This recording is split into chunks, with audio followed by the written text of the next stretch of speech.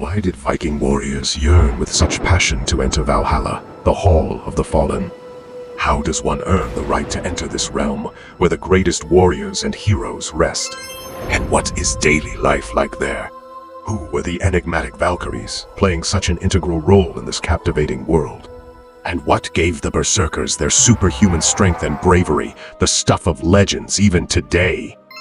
Hello, everyone, and a very warm welcome to the 5th episode of our series on Norse, or Scandinavian mythology. Today, we embark on an especially thrilling journey directly into Valhalla, the Hall of the Fallen.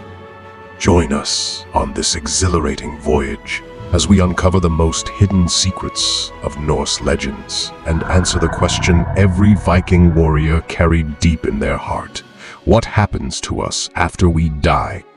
So, are you curious? Then stay with me. Imagine being a Viking warrior, preparing for battle in the final moments within a dark forest. The full moon illuminates the woods, and from a distance, a mysterious chant approaches you. The Valkyries are ready to take you to Valhalla, but are you worthy of the journey? Beside you in battle will also be the Berserkers, the fearsome warriors fueled by intoxicating mixtures of mushrooms and plants. But what does all of this signify in Norse mythology? So, who is eligible to join the ranks of Odin, the All-Father?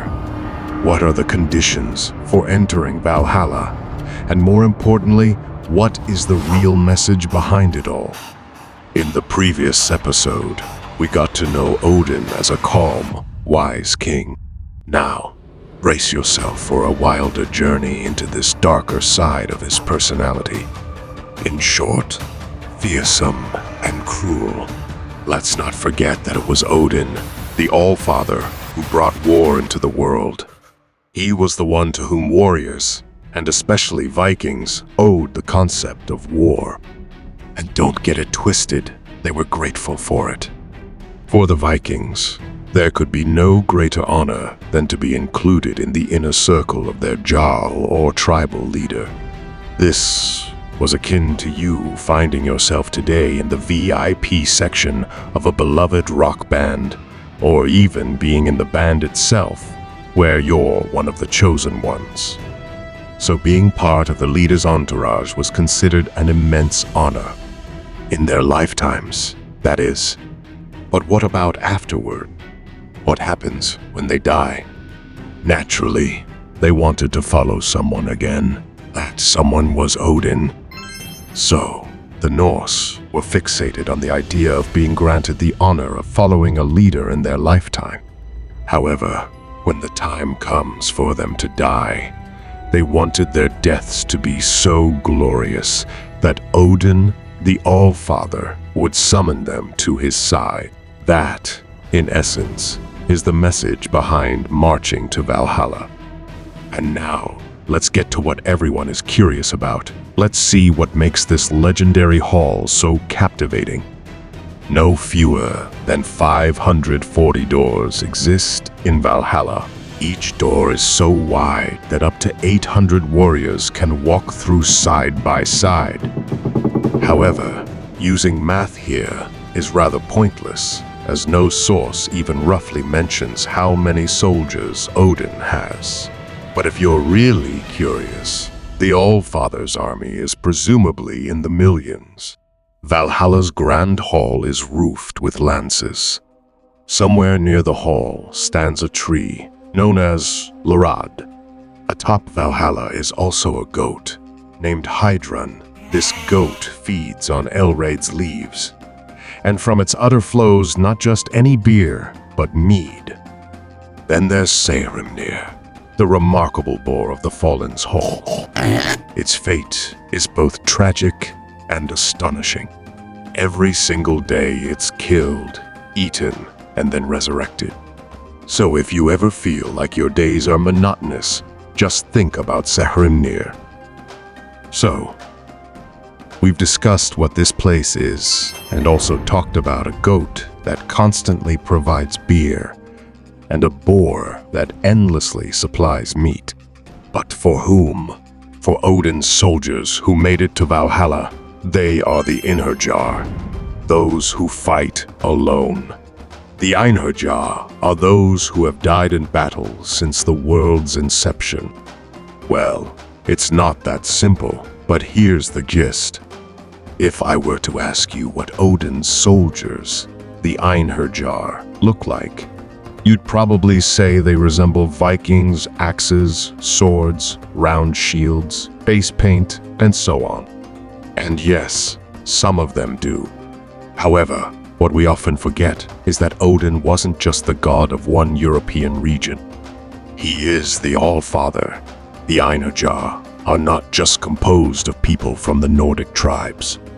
Whether Persian, Aztec, Greek, German, or even Roman, all are represented in Valhalla. So, the power of Odin should not be confined to just one region. Naturally, as the Vikings began their worldwide explorations and raids, this everyone goes to Valhalla belief became questionable. The Einherjar, the lone fighters, battle each other every single day. Strong warriors from old times and places, ready for combat, each fighting to the best of their abilities. By the end of the day, half the army lies dead. Then, by Odin's command, the battle ceases, and those who lay dead just moments before rise again. After finishing their daily duties, the Einherjar mount their horses and ride into the Hall of Noble Dead, Valhalla, where each evening a grand feast is held. They eat wild boar meat, indeed, the meat of Saehrimnir, the remarkable boar. And they drink beer, mead, extracted from the udder of Heidrún, the goat. As they sip Heidrún's mead, the Einherjar sit around the table and share tales of their past exploits, in which they participated as either heroes or vanquished in the dawn of their lives. At the feast, Odin himself is naturally present. On his shoulders sit his two ravens, Hugin and Munin, who have a particular fondness for wild boar meat. At Odin's feet are his two wolves, Geri and Freki. Odin doesn't eat. His sole indulgence is beer, although some stories claim he drinks wine, not beer. But why doesn't he eat? His wolves, Geri and Freki, eat in his stead. And now we arrive at the part where we discuss who gets into Valhalla and how. For warriors in battle, there were two possible outcomes. Either they survived or they died. Both were the workings of Odin. If a warrior survived the battle, many believed that Odin had shown him special favor.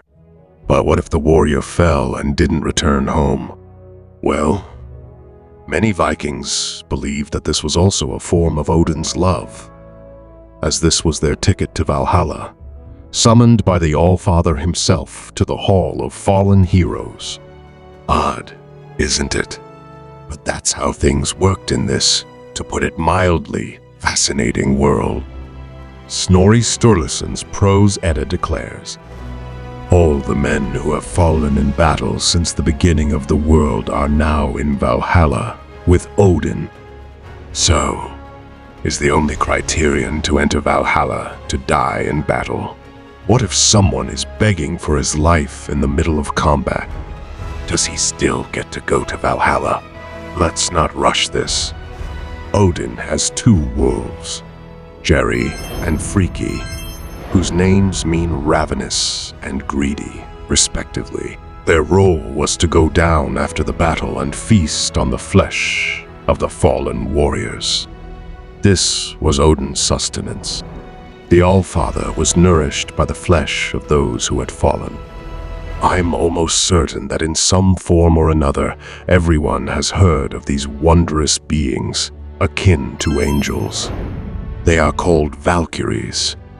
The Valkyries are Odin's daughters. And if things weren't complicated enough already, let's twist it a bit more.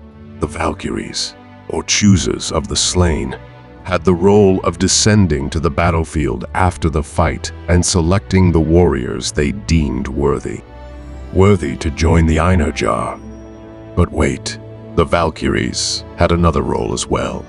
According to certain tales, if you died in battle, it was because Odin had commanded the Valkyries to ensure your death. The Valkyries were the executors of Odin's fatal decrees. The role of the Valkyries, however, isn't limited to just selecting warriors or executing divine judgments. They were strong and independent female figures who often balanced on the edge between life and death with their decisions, aiding those warriors who still had business on Earth. In some legends, they're said to have used talismans and magic in battle to protect the warriors and defeat the enemy. Additionally, according to ancient myths, they were also the muses of poetry and art, gifting warriors with wisdom and glory. So, the Valkyries were not just messengers of death, but also shapers of life, art, and fate in Viking culture. That's pretty cool, right? So, what's the catch? I mentioned the Norns before. The Norns are goddesses who determine the fate of humans at the time of their birth. Even the gods themselves couldn't challenge their judgments. So, when Odin commands the Valkyries to take someone's life, it's precisely a critique of the Norns' decision. But let's not forget about a legendary, even terrifying group of Vikings, the Berserkers. Fueled by a potent mix of herbs, or perhaps fungi, they were known for their insatiable bloodlust, strength, and unbridled rage. So, what makes them special in the myths? Well, these Berserkers were ruthless wanderers, always in search of their next duel. Roaming the lands either alone or in packs, their eyes always looked for a worthy opponent in swordplay. Imagine running into one of them on your way. For instance, picture this: you and your wife. A Berserker approaches and claims he wants your wife. Fight for her, and the winner takes her home, he says. Turning down a duel back then was a huge dishonor, so you accept. But you're oblivious to the fact that fighting a Berserker might not be the wisest decision. Let's just say, life insurance wasn't really a thing at the time. In myths, that was more or less their role. However, in reality, they were bodyguards, or, let's say, the special forces, the troops that charged first into battle. Berserkers believed that the more glorious their life and death were, the higher the chance Odin would summon them to his side. Brace yourselves for this. There are stories about a Berserker who single-handedly killed 40 soldiers. In one battle. Think about it, 40 soldiers. What an incredible display of brutal strength and combat skill. Berserkers weren't merely embodiments of power and madness. Traditionally, many were shamans. In this capacity, they engaged with natural forces, and through rituals gained additional strength and protection for themselves and their comrades before battle. They believed they could communicate with the spirits of animals, primarily wolves and bears, which were symbols of strength and courage. Moreover, many Berserkers possessed special objects, each with its own story and power. They believed these objects made them even stronger in battle. Among them were swords that could sing, emitting sounds that disoriented the enemy, and shields believed to deflect any attack. In conclusion, Berserkers often led the vanguard into battle, and their mere presence on the battlefield provided an unparalleled morale boost to other Vikings. Even their enemies spoke of them with a mixture of fear and respect, with many choosing to flee rather than face them. So, the Berserkers were not just bloodthirsty warriors. They were also artists of war, shamans, and leaders who inspired a blend of fear and respect in all who encountered them. Moving on, I believe that over time, the promise of Valhalla has evolved. Since we know that women also fought among the Vikings, it seems highly unlikely that only men would make it to Valhalla. Certain stories specifically mention individuals. Thus, those who found their way into Valhalla were people who had shown remarkable bravery or heroism in battle. In my interpretation, anyone, be it man, woman, or child, who displayed courage at the moment of their death and fought, made it to Valhalla. Identifying Einherjar solely by their death in battle seems incorrect to me, but that's what Snorri Sturluson writes. So what can we do? Yes, Snorri Sturluson, one of the most reliable sources on Norse mythology, claims that generally only men who died in battle enter Valhalla. However, we must not forget that Viking culture also had female warriors, known as skaldum, who fought just as bravely and fell just as often as the men. On the other hand, Vikings revered a wide range of gods and goddesses, including Freya, the goddess of love and fertility, who also possessed her own warlike nature. In this capacity, Freya also chose warriors from among the dead to take to Folkvangr, her own realm. If Freya could approve of female warriors, why wouldn't Odin? Especially when, as we discussed in the previous episode, the two divine families essentially unified and centralized after their differences were set aside. So, in my interpretation, Valhalla is not exclusively a paradise for men. It is a place where brave men, women, and children who fought valiantly could all find themselves. And there's one more critical point. What is the role of Odin's army? They will be the ones to aid the gods during Ragnarök. They help the gods defeat that particular wolf. We'll discuss this infamous wolf in greater detail later, but what's crucial to know is that Odin will be the one to battle this wolf. In summary, the Einherjar, as a whole, are there to aid the gods. So, what makes the Einherjar so unique? Perhaps it's the fact that although their days are routine fight, die, be reborn, each one has traveled a unique path to get here, each carrying their own tale. They are like stars in the sky. While together they form a constellation. Individually, each one shines on its own. When the day comes to an end, and the Einherjar sit down at the table, the meat and beer they consume is more than just sustenance. It's a moment in an eternal cycle that never grows stale because it changes slightly every time. Today, a Spanish matador may share how he faced down a bull. Tomorrow, perhaps a Japanese samurai will recount his story of a decisive battle.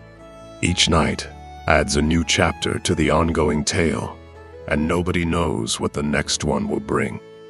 If you're curious about the source of inspiration for the Scandinavian poets and saga writers who have created so many legendary stories and verses, or if you're interested in how the Allfather became a thief and what giants and dwarves have to do with poetry, all of this and more will be revealed in the next episode.